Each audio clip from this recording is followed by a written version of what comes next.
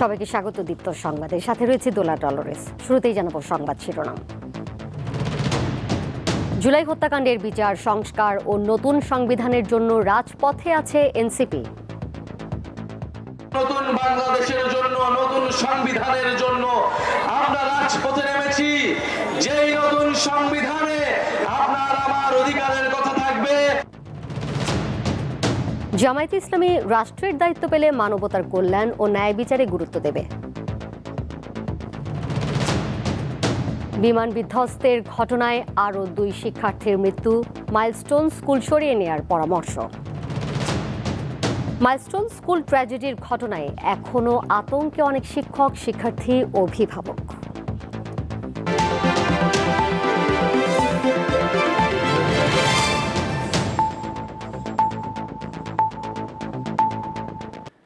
জুলাই হত্যাকাণ্ডের বিচার, সংস্কার ও নতুন সংবিধানের জন্য রাজপথে নেমেছে জাতীয় নাগরিক পার্টি এনসিপি। এমনটাই জানালেন দলটির আহ্বায়ক নাহিদ ইসলাম। তিনি দাবি করেন, শেখ হাসিনা একটি ফিটনেসবিহীন রাষ্ট্র চাপিয়ে দিয়ে গেছেন। দলটির অন্য নেতারা অভিযোগ করেন, যারা এনসিপি করতে চায় তাদেরকে ভয় ভীতি দেখানো হচ্ছে। 24 জুলাই গণ অভ্যুত্থানের চেতনায় দেশ গড়তে জুলাই পদযাত্রা করছে জাতীয় নাগরিক পার্টি এনসিপি। শুক্রবার সুনামগঞ্জে আনুষ্ঠানিকতা শেষে সিলেট পৌঁছান সংগঠনের নেতাকর্মীরা। বিকেলে শহীদ মিনার থেকে তারা পদযাত্রা শুরু করেন। রিকাবি বাজার, চৌহাট্টা, জল্লারপাড় ও জিন্দাবাজার হয়ে শহীদ মিনারেই এটি শেষ হয়। পরে সেখানে সমাবেশ করে এনসিপি। এ সময় দলটির মুখ্য সমন্বয়ক চাঁদাবাজদের বিরুদ্ধে বক্তব্য রাখেন। আমরা বিএনপির বিরোধী নই, আমরা খালেদা জিয়ার বিরোধী নই, আমরা তারেক জিয়ার বিরোধী নই, আমরা জিয়াউর রহমানের বিরোধী নই, তবে বাংলাদেশে আমরা চাঁদাবাজদেরকে ঠাঁই দিব না, ঠাঁই দিব না।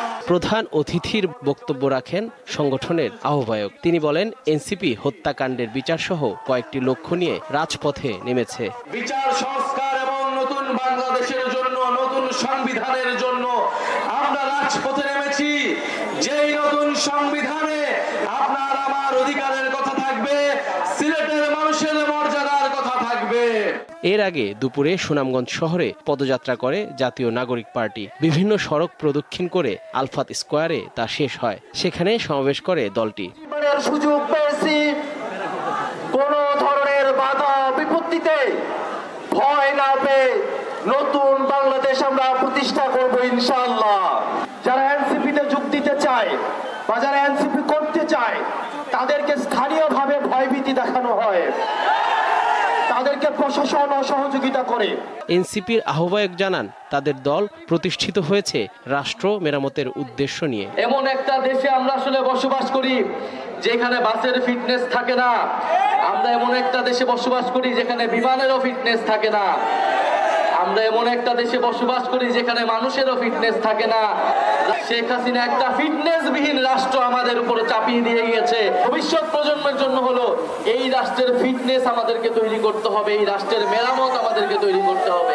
তিনি বলেন, মুজিববাদের রাজনীতি বাংলাদেশে আর চলতে দেওয়া হবে না। জিতবে এবার, জানিয়ে দাও। জহুরুল মোহসান, দীপ্ত সংবাদ, ঢাকা। জামায়াতে ইসলামীর আমির শফিকুর রহমান বলেছেন, যেভাবে তারা দলকে নিয়ন্ত্রণ করছেন, ক্ষমতা পেলে দেশও সেভাবে নিয়ন্ত্রণ করতে সক্ষম হবেন। আজ রাজধানীতে দলের এক অনুষ্ঠানে তিনি আরও বলেন, রাষ্ট্রের দায়িত্ব পেলে জামায়াত ন্যায় বিচার ও মানবতার কল্যাণে গুরুত্ব দেবে।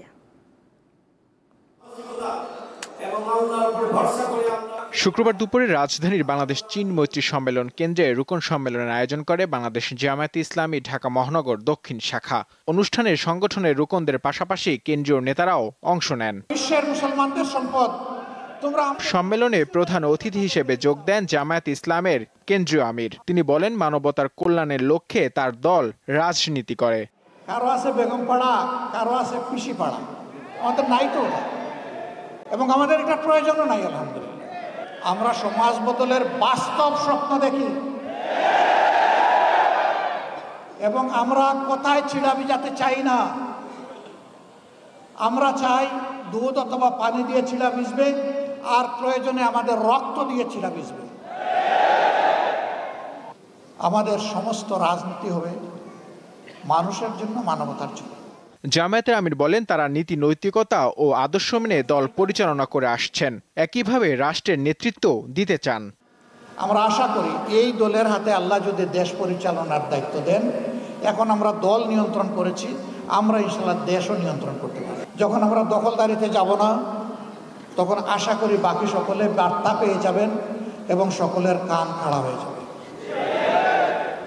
এরপরে আমাদের সংগঠন হোক অথবা যে কোনো নাগরিক হোক, যদি এর কোনো ব্যত্যয় ঘটে, তার জন্য সত্যিকারের প্রয়োগ করার মতো আইন থাকবে ইনশাআল্লাহ। গত 15 বছরে বিচারের নামে প্রহসন হয়েছে দাবি করে জামায়াতে ইসলামের আমির বলেন, এই অবিচার অন্যায় আর চলতে দেওয়া যায় না। 15.5 বছর এগুলো হয় নাই, আমাদের লোক হত্যা করে আমাদেরকে এই মামলার আসামি বানিয়েছে। নূর আলম, দীপ্ত সংবাদ, ঢাকা। উত্তরার মাইলস্টোন ট্র্যাজেডি প্রসঙ্গ। রাজধানীর উত্তরার মাইলস্টোন স্কুল অ্যান্ড কলেজে বিমান বিধ্বস্তের ঘটনায় নিভে গেল আরও 2 শিক্ষার্থীর জীবন প্রদীপ। জাতীয় বার্নোপ্লাস্টিক সার্জারি ইনস্টিটিউটে চিকিৎসাধীন অবস্থায় আজ সকালে মারা যায় 10 বছর বয়সী শিশু আয়মান। পরে মাকিন সরকার নামের আরও 1 শিক্ষার্থীর মৃত্যু হয়। এ নিয়ে ওই দুর্ঘটনায় মৃতের সংখ্যা বেড়ে দাঁড়ালো 33 জনে। ঝরে গেল মাইলস্টোন স্কুলের আরও একটি ফুল। সেই ফুলবাহী গাড়ি এটি। সেই গাড়িতে করে নেওয়া হচ্ছে ঝরে যাওয়া ফুল শিশু আয়মানের মরদেহ, পৃথিবীতে যার স্থায়িত্ব ছিল মাত্র 10 বছর। জাতীয় বার্ন ও প্লাস্টিক সার্জারি ইনস্টিটিউটের পরিচালক শুক্রবার দুপুরে নিয়মিত ব্রিফিংয়ে জানান, বৃহস্পতিবার রাত থেকে হঠাৎ শিশুটির শারীরিক অবস্থার অবনতি হতে থাকে। 9টার দিকে মারা গেছে। ওর ব্যাপারে আমরা গতকালকে রাতে ওনাকে আমরা বলেছিলাম যে সিভিয়ার ক্যাটাগরিতে ছিল, কিন্তু রাতে আমরা শিফট করে ওটাকে ক্রিটিক্যাল ক্যাটাগরিতে নিয়ে এবং সাথে সাথে ভোর 5:45টার দিকে ওকে আমরা ইনটিউবেশনে দিই। এরপরে সকাল 9:15টার সময় আসলে ওর মৃত্যুটা আমরা নিশ্চিত করতে পারি। বিদেশে পাঠিয়ে উন্নত চিকিৎসা দেওয়ার বিষয়ে তার কাছে প্রশ্ন ছিল সাংবাদিকদের। আমরা একটা রোগীকে দেশের বাইরে নিব কিনা বা যে হসপিটালে যাবে তাদের মতামতটা কিন্তু অত্যন্ত গুরুত্বপূর্ণ। তারা নিয়ে এই রোগীটাকে ভালো করতে পারবেন কিনা সেই মতামতের ভিত্তিতেই কিন্তু করা হয়। এবং তারা যেটা বলছেন যে এর মধ্যে আমরা যে প্রোটোকলে চিকিৎসা করছি, ওনারাও আমাদের সঙ্গে একমত পোষণ করেছেন যে এইভাবে যদি আমরা আগাই, যদি আরেকটু তার কন্ডিশন ইমপ্রুভ করে, তাহলে যদি নেওয়ার মতো ব্যবস্থা হয় সেটা তখন বলতে পারবো। কিন্তু এই মুহূর্তে ওনারা কেউ বিদেশে নেওয়ার পক্ষে কোনো মতামত দেন না। এদিন সকালে হাসপাতালে আসেন স্বাস্থ্য অধিদপ্তরের মহাপরিচালক ও সচিব। জানান, সিঙ্গাপুর ও চীনের মেডিকেল টিম বাংলাদেশের চিকিৎসকদের সঙ্গে সমন্বয় করে কাজ করছেন। চেষ্টা করছি সমন্বয় করে তাদের অ্যাকচুয়ালি পরামর্শ নেওয়া এবং আমাদের ডাক্তারদের মাধ্যমে সেগুলোকে আমাদের রোগীর চিকিৎসার জন্য অ্যাকচুয়ালি আমরা যাতে ইমপ্লিমেন্ট করতে পারি, রোগীর ভালো চিকিৎসার জন্য, উন্নত চিকিৎসার জন্য এবং সার্বিকভাবে ভালো ফলাফল আশা করার জন্য আমরা সর্বতভাবে চেষ্টা করে যাচ্ছি। তিনি আরও জানান, দুর্ঘটনায় দগ্ধদের বিভিন্ন ক্যাটাগরিতে ভাগ করা হয়েছে। এখনো কয়েকজনের অবস্থা অত্যন্ত সংকটজনক। আগামীকাল থেকে রিলিজ দেওয়া শুরু করব। মেহেদী হাসান, দীপ্ত সংবাদ, ঢাকা। একজন সাবেক সেনা কর্মকর্তা নিয়মের তোয়াক্কা না করে মাইলস্টোন স্কুল অ্যান্ড কলেজ প্রতিষ্ঠা করেছেন। আজ রাজধানীতে সংবাদ সম্মেলনে এমন অভিযোগ করেন প্ল্যানার্স অ্যাসোসিয়েশনের নেতারা। বিমানবন্দরের ফ্লাই জোনের মধ্যে মাইলস্টোন স্কুল নির্মাণের জন্য রাজুক ও সিভিল এভিয়েশনকে দায়ী করেন তারা। জনবহুল এলাকায় প্রশিক্ষণ বিমান পরিচালনা করার নিয়ম নেই। ফ্লাই জোনের মধ্যে স্কুল, কলেজ ও আবাসিক ভবন নিয়ম না মেনে নির্মাণ করা হয়েছে। মাইলস্টোন স্কুলের যে ভবনে বিমান বিধ্বস্ত হয়েছে সেটির রাজুকের অনুমোদন নেই। ভবনটিতে ছিল না নিরাপদে বের হওয়ার পর্যাপ্ত ব্যবস্থা, ফলে তা মৃত্যুকূপে পরিণত হয়। বিমানবন্দরের অ্যাপ্রোচ লাইনের মধ্যে এই ধরনের স্কুল, আবাসিক ভবন থাকা ঝুঁকিপূর্ণ উল্লেখ করে তারা বলেন, ফ্লাই জোনের মধ্যে যতগুলো ভবন আছে সবগুলো সরাতে হবে।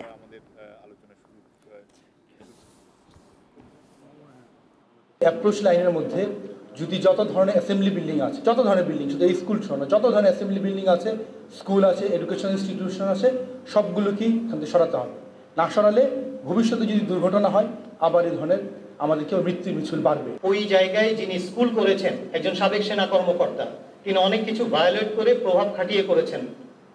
আমরা কি সেই প্রভাবকেই মেনে নেওয়ার জন্য বলবো অন্যায়? এই ধরনের অনেকগুলো ব্যত্যয় রয়েছে। মাইলস্টোন ট্র্যাজেডি এখন দেশবাসীর কাছে এক দুঃস্বপ্ন হয়ে উঠেছে।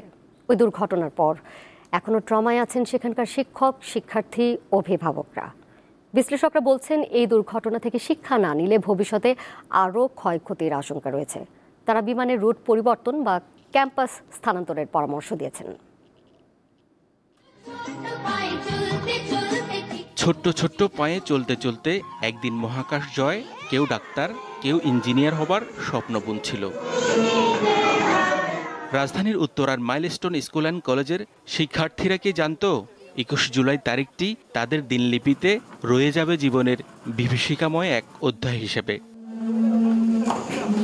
শিক্ষা প্রতিষ্ঠানটির চতুর্থ শ্রেণীর ছাত্র রোহান মাহমুদ ও ষষ্ঠ শ্রেণীর সাজেদুল ইসলাম ওই দিন ছুটি শেষে মাঠে খেলা করছিল। তারা নিজেরা বেঁচে ফিরলেও তাদের মনে রয়েছে ভয়, হৃদয়ে রয়েছে প্রশ্ন। ওই দিন আমাদের ছুটি হয় 1টা বাজে। আমরা তখন স্কুল থেকে বের হয়ে সবাই মাঠে খেলতেছিলাম, ব্যাগ থুয়ে খেলতেছি। তখন দেখি অনেক জোরে একটা আওয়াজ আসতেছে। পরে আমি কান বন্ধ করছি। কান বন্ধ করার পরে দেখি কি একটা প্লেন অনেক জোরে এসে 3 ক্লাস উড়িয়ে দিল। উড়িয়ে দেওয়ার পরে আমি কিছু না বুঝে দৌড় দিয়েছি। দৌড় দেওয়ার পরে দেখি কি 3 বাচ্চারা অনেকে এখানে ছড়িয়ে ছিটিয়ে পড়ে আছে। আমরা ওদিনকে বিশ্বাস করতে পারি নাই। ক্লাসরুমের ভিতরে ছিলাম, অনেক জোরটা একটা বিকট আওয়াজ হয়, বের হয়ে দেখি আগুন আর আগুন। প্লেনটা হিট করছিল স্কাই সেকশনে, ওইটা থেকে উপরে আগুন যায়। উপরে গেট ছিল, দুই পাশে 2টা ছোট উইন্ডোর মতো ছিল লোহার এসএসের, ওইসব তালার চাবি সবাই হারাই ফেলছে। মাইলস্টোন ট্র্যাজেডি থেকে শিক্ষা না নিলে ভবিষ্যতে আরও বড় দুর্ঘটনার বিষয়ে সতর্ক করলেন এভিয়েশন বিশ্লেষকরা। ঝুঁকি জেনেও কিন্তু যারা বিল্ডিংয়ের মালিক তারা বিল্ডিং করেছে, বা যারা কর্তৃপক্ষ তাদের নাকের উপর দিয়ে হয়েছে, যখন হয়েছে তখন কেউ এগুলো নিয়ে প্রশ্ন তোলেনি, বা এখন এগুলো নিয়ে কথা বলছে, বা এখন এগুলোর জন্য কি ব্যবস্থাপনা নেওয়া উচিত সেটাও নিচ্ছে না। যার ফলে এটা কিন্তু মানে it is posing serious threat to the aviation ইন্ডাস্ট্রির জন্য। এভিয়েশন এই প্লেন চলাচলে ঢাকা শাহজালাল বিমানবন্দর আশেপাশে বড় ধরনের এটা থ্রেট আছে। সো কাজেই এটা আমাদেরকে যত তাড়াতাড়ি সম্ভব এই এয়ারপোর্ট কিন্তু ঢাকার বাইরে নিয়ে যেতে হবে। এভাবে প্রতিনিয়ত স্কুলটির উপর দিয়ে উড়ে যায় বিমান, কিন্তু যে প্রাণগুলো অকালে ঝরে গেছে তারা রেখে গেছে বড় প্রশ্ন। আকাশজনের এই রুট বদলাবে কবে, নাকি ঠিকানা বদল হবে প্রিয় ক্যাম্পাসের? হেদায়েতুল্লাহ সীমান্ত, দীপ্ত সংবাদ, ঢাকা। উত্তরার মাইলস্টোন স্কুল অ্যান্ড কলেজে যুদ্ধবিমান বিধ্বস্তের ঘটনায় নিহত পাইলট সহ কয়েকজনের পরিবারের সঙ্গে আজ বিএনপির কেন্দ্রীয় নেতারা দেখা করেছেন। তারা শোক সন্তপ্ত পরিবারের সদস্যদের সান্ত্বনা দিয়েছেন। পরে বিএনপির নেতারা বলেন, অভিজ্ঞতার অভাবে নানা বিতর্কে জড়িয়ে পড়ছে অন্তর্বর্তী সরকার। রাজধানীর উত্তরায় যুদ্ধবিমান বিধ্বস্তের ঘটনায় নিহতদের একজন মাইলস্টোন স্কুলের 3য় শ্রেণীর শিক্ষার্থী নুসরাত জাহান আনিকা। শনিবার তার পরিবারের সাথে সাক্ষাৎ করেন বিএনপি স্থায়ী কমিটির সদস্য গয়েশ্বর চন্দ্র রায়। তিনি শোকগ্রস্তদের সাথে কিছু সময় কাটান। পরে তিনি উত্তরার ট্র্যাজেডির পাশাপাশি দেশের রাজনৈতিক পরিস্থিতি নিয়ে গণমাধ্যম কর্মীদের সাথে কথা বলেন। সরকার যদি সত্যিকার অর্থে অ্যাসার্ট করতো সরকার পরিচালনার ক্ষেত্রে, তাহলে অনেক বিতর্কের জন্ম দিত না। সরকার যখন বিপদে পড়ে আমাদেরকে ডাকে, এবং এটা যে সরকার চলছে এটা কিন্তু দৃশ্যমান কেউ উপলব্ধি করে না, এবং যেই দায়িত্ব আছে নিচ থেকে উপর পর্যন্ত সরকারের উপদেষ্টার বাইরেও তারও অফিস আদালত সঠিকভাবে করে কিনা এ ব্যাপারে সন্দেহ আছে। একই দুর্ঘটনায় নিহত মাইলস্টোনের শিক্ষার্থী সারিয়া আক্তারের পরিবারের সদস্যদের খোঁজ নেন বিএনপি স্থায়ী কমিটির সদস্য ইকবাল হাসান মাহমুদ টুকু। তিনিও বিমান বিধ্বস্তের ঘটনা ও রাজনীতির প্রসঙ্গ টেনে আনেন। নির্বাচনের সাথে এটার কোনো সম্পর্ক নাই, এটাকে বোঝাই যাচ্ছে। এই গত কিছুদিন যাবত যেসব ঘটনা ঘটছে পরিকল্পিতভাবে ঘটনা হচ্ছে। যত ইলেকশন দেরি হবে তত ঘোলা পানিতে মাছ শিকার করা এদের জন্য সুবিধা হবে। পরে বিমান দুর্ঘটনায় নিহত শিক্ষার্থী সাদের পরিবারের সাথে সাক্ষাৎ করেন বিএনপি স্থায়ী কমিটির সদস্য এজেডএম জাহিদ হোসেন।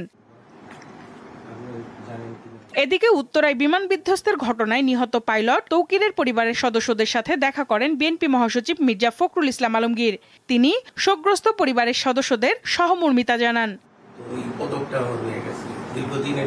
সঞ্জিদা প্লাবনী, দীপ্ত সংবাদ, ঢাকা। পরের প্রসঙ্গে যাচ্ছি। ঢাকায় জাতিসংঘ মানবাধিকার কমিশনের অফিস চালুর বিরোধিতা করেছে জমিয়তে উলামায়ে ইসলাম বাংলাদেশ। আজ জুমার নামাজের পর জাতীয় মসজিদ বায়তুল মোকাররম এলাকায় বিক্ষোভ করেন দলটির নেতাকর্মীরা।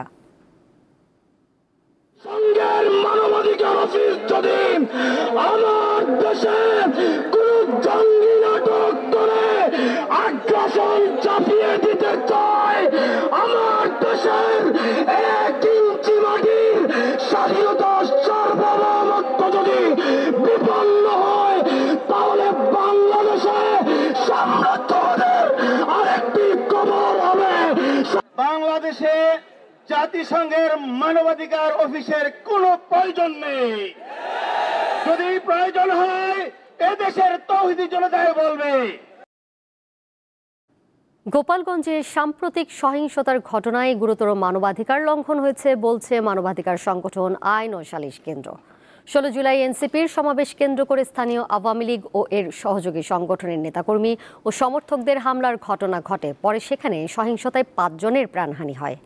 21 থেকে 22 জুলাই আইন ও সালিশ কেন্দ্রের 4 সদস্যের একটি প্রতিনিধি দল গোপালগঞ্জে গিয়ে তথ্য সংগ্রহ করে। আজ নিজেদের পর্যবেক্ষণ প্রতিবেদন গণমাধ্যমে পাঠিয়েছে সংগঠনটি। সীমান্তে আজ দ্বিতীয় দিনের মতো সংঘাতে জড়িয়েছে থাইল্যান্ড ও কম্বোডিয়ার সেনারা। এতে নিহতের সংখ্যা বেড়ে 16 জনে দাঁড়িয়েছে। বৃহস্পতিবার দিবাগত মধ্যরাতে দুই পক্ষ ব্যাপক গোলাগুলি করে। থাই কর্তৃপক্ষ জানায় কম্বোডীয় বাহিনী ভারী অস্ত্র, কামান ও BM-21 রকেট দিয়ে হামলা চালিয়েছে। থাই বাহিনীও উপযুক্ত জবাব দিয়েছে বলে জানানো হয় বিবৃতিতে। নিহতের মধ্যে 15 জন থাইল্যান্ডের, অন্যজন কম্বোডিয়ার। এই অবস্থায় সীমান্তবর্তী এলাকা থেকে 1 লাখ মানুষকে সরিয়ে নিয়েছে থাইল্যান্ড। পাশাপাশি সীমান্তবর্তী 8টি জেলায় সামরিক আইন জারি করেছে থাই সরকার। এই সংঘর্ষ যুদ্ধের দিকে মোড় নিতে পারে বলে সতর্ক করেছেন থাইল্যান্ডের ভারপ্রাপ্ত প্রধানমন্ত্রী ফুমথাম ওয়েচায়াচাই।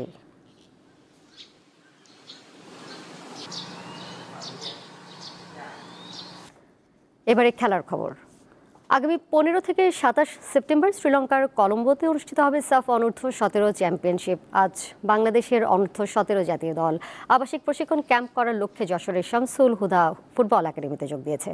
গোলাম রব্বানী ছোটনের অধীনে এই ক্যাম্পে আছেন 34 জন ফুটবলার। এবারের সাফ অনূর্ধ্ব 17 চ্যাম্পিয়নশিপে বাংলাদেশ পড়েছে এই গ্রুপে। তাদের প্রতিপক্ষ নেপাল ও স্বাগতিক শ্রীলঙ্কা।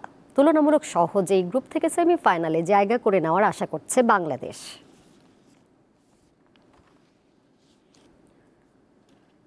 ইংলিশ প্রিমিয়ার লিগের ক্লাব ফুলহ্যাম এফসির সঙ্গে প্রথমবারের মতো পেশাদার চুক্তি সই করেছেন বাংলাদেশি বংশোদ্ভূত তরুণ ফুটবলার ফারহান আলী ওয়াহিদ। ক্লাবটির পক্ষ থেকে বিষয়টি নিশ্চিত করা হয়েছে। ইংল্যান্ডে বেড়ে ওঠা এই প্রতিভাবান মিডফিল্ডার দীর্ঘদিন ধরে ফুলহ্যামের ইউথ সিস্টেমে প্রশিক্ষণ নিচ্ছিলেন। 18 বছর বয়সী এই লেফট উইঙ্গার চেলসি একাডেমি থেকে ফুলহ্যামে এসেছিলেন অনূর্ধ্ব 13 পর্যায়ে। অনূর্ধ্ব 18 দলের হয়ে 20 ম্যাচে 7 গোল ও 4 অ্যাসিস্ট করেছেন তিনি। ফুলহ্যামের অনূর্ধ্ব 21 দলের হয়েও অভিষেক হয়েছে তার, যেখানে পিএসভির বিপক্ষে প্রিমিয়ার লিগ ইন্টারন্যাশনাল কাপে বদলি নেমেই গোল করেছিলেন ফারহান আলী ওয়াহিদ।